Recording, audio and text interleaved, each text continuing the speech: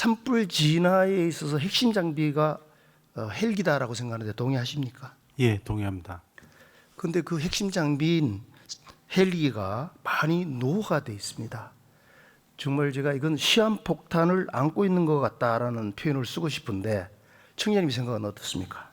예, 그 산림청 보유 산불 진화 헬기 50대 중에서 20년 이상 경련 헬기라고 부르는데 경련 헬기 한 34대 정도 보유하고 있습니다. 이 노후의 문제뿐만은 아닌 것 같아요. 쭉 제가 지켜보니까 헬기 중에서 그 주력이 대부분 외국산으로 돼 있죠. 예, 그렇습니다. 국산 헬기가 지금 몇 대가 있습니까? 지금 3대 운영 중에 있습니다. 근데 지금 외국산으로 돼 있는 그 29대 헬기가 주로 까모프 헬기라고 러시아에서 들어온 거죠? 예, 맞습니다. 이 퇴역 대상 기간이 어느 정도 됩니까? 한 16,000 까모프 두 가지 종류가 있는데요. 16,000시간 정도가 내구연한으로 되어 있는 기종이 있고 또 6,000시간이 그 내구연한으로 규정되어 있는 기종이 있고 두 가지 까모프도 두 가지 종류가 있습니다. 지금 29대 중에 8대가 지금 고장이 나서 못 쓰고 21대로 지금 하고 있는데 네. 러시아 우크라이나 전쟁 간결해 가지고 수리 부속 자체가 공급이 안 된다는 얘기가 있어요. 예. 이 상황이 상당히 심각하다고 생각하는데 어떻게 생각하십니까? 예, 지금 말씀하신 대로 한 8대 정도는 부품 정비라든지 부품 교체가 원활하지 않아서 운영을 못 하고 있습니다. 야간에 진화가 가능합니까? 까모프가? 까모프는 가능하지 않습니다. 근데 사실 이번에 산불 제가 현장에서 지켜보니까 야간 진화 작업이 가능하느냐 아니냐가 되게 중요한 요소가 되더라고요. 예. 낮에 잡아놓으면은 밤 사이에 그냥 다시 또 발화해가지고 확산돼가는 모습들이 있는데 이 상황 속에서 지금 이 문제를 해결하기 위해서는 야간 진화 가능한 헬기가 필요하다고 생각하는데 동의하십니까? 예, 동의합니다. 이러한 상황임에도 불구하고 제가 예산들을 쭉 살펴보니까 2025년 산림청의 산림헬기 도입 운영 예산이 전년도에 비해서 19.7%가 삭감이 됐어요. 맞죠? 예. 그래서 938억 원으로 편성이 되어 있는데 네. 이 삭감 이유가 뭡니까? 도입되는 대수는 24년, 25년 같은데 이제 연부율이라고 3년간 도입을 하게 되는데 이제 10%, 40%, 50% 3년간 연부율이 있어서 차이 때문에 그렇고 도입되는 대수는 같습니다. 전년하고. 이번에 추경안을 체크해 보니까 헬기 6대를 추가로 도입한다 이렇게 되어 있는데 그 중에 지금 외산을 또 대형으로 해서 3대, 국내산 중형 헬기 3대 이렇게 되어 있습니다. 사실이죠? 예, 대형 세대, 추경안에는 대형 세대, 중형 세대로 돼 있고요. 사실은 이 도입할 때는 그 입찰로 하기 때문에 아직은 어느 나라 건지 정확하게 말씀드리기가 어렵습니다. 지금 국산 헬기가 있는데 국산 헬기는 지금 야간 산불 진화 작업도 가능하죠. 예, 수리오는 가능합니다. 그럼에도 불구하고 지금 국산 헬기의 비율이 3대밖에 안 되고 있는데 예. 이런 이유가 뭐라고 생각하시죠? 국산 헬기가 도입된 지가 좀 비교적 짧고요.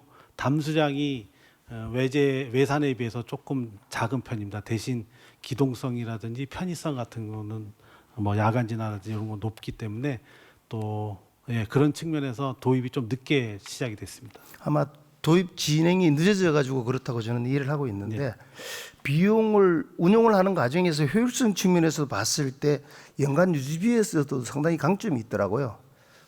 그와 관련돼 가지고 이번 그 도입 사업을 결정하는 과정에서 좀 검토를 할 필요가 있다고 생각을 합니다. 어떻게 생각하십니까? 예, 유지 관리 비용도 뭐 외산하고 국내산하고 비교를 해서 저희들이 도입할 때 검토를 충분히 반영하도록 하겠습니다. 예, 수고하셨습니다. 행안부에서는 이한경 재난본부장님 나오셨네요. 네, 여기 있습니다. 이번 산불 정말 재난 대비하는 수고 많으셨습니다. 그런데 지금 노후 헬기의 문제는 이 산림청만의 문제가 아니더라고요. 아마 지자체에서 임차 헬기를 아마 관리하고 계실 텐데 이번에 추락해서 순직하신 조종사분이 2분이나 계시고 지난 2022년에도 양양 산불관에도 한 분이 사고로 돌아가셨는데 그 내용들을 들여다보면은 추락한 그 헬기의 그 노화가 한 원인이 아니냐라는 이야기들도 있습니다. 어떻게 생각하십니까? 예, 그 이제 그 기령이라 그러죠. 기령이 이제 그 오래된 것도 있고 또 이제 그 헬기의 어떤 보수 유지 쪽의 어떤 문제도 예, 그 한 원인이 될 수 있을 것 같습니다. 경상북도에 21개 시군이 있는데 그중에 19개 지자체에서 임차 헬기를 사용을 하고 있는데 평균 기령이 얼마나 되는지 아십니까? 예, 한 35년쯤 되는 걸로 알고 있습니다. 그중에는 무려 63년 되는 헬기도 있습니다. 예, 그렇습니다. 이렇게 방치하고 있는 이유가 뭐죠? 이 헬기 같은 경우는 이제 그 국내도 그렇고 국외에서도 내구 연한에 관한 규정은 예, 일단 없습니다. 예, 헬기 기령으로만 이제 안전성을 판단하지 않고 이제 운행 시간에 따른 이제 부품 교체 시기가 정해져 있어서 주기 도래시의 제작사 정비 교범에 따라서 주요 부품을 반드시 교체하도록 이렇게 되어 있는데요. 예, 이 부분과 관련해서 좀 더 저희가 그 살펴보고 있고요. 노후 헬기라도 이제 주요 부품이 주기적으로 이제 교체만 된다면 정비 상태가 양호하면 운행이 가능한 걸로 현재는 되어 있습니다. 차후에 이 문제와 관련해서 좀 더 예. 면밀히 검토를 하겠습니다. 그 차제의 지금 노헬기 교체와 관련돼서 중앙정부 차원에서의 퇴역 시기에 대한 지침이 좀 구체화될 필요가 있겠다라고 생각을 합니다. 그 헬기 조종 인력의 고령화 문제도 좀 심각하게 나타났습니다. 경상북도 내 임차 헬기 조종 인력의 평균 연령대가 혹시 얼마인지 아십니까? 예, 다들 이제 산림청에서 이제 근무를 하시다가 퇴역을 하신 분들인데요. 약 60세 정도로 알고 있습니다. 약 60에서 70세. 네.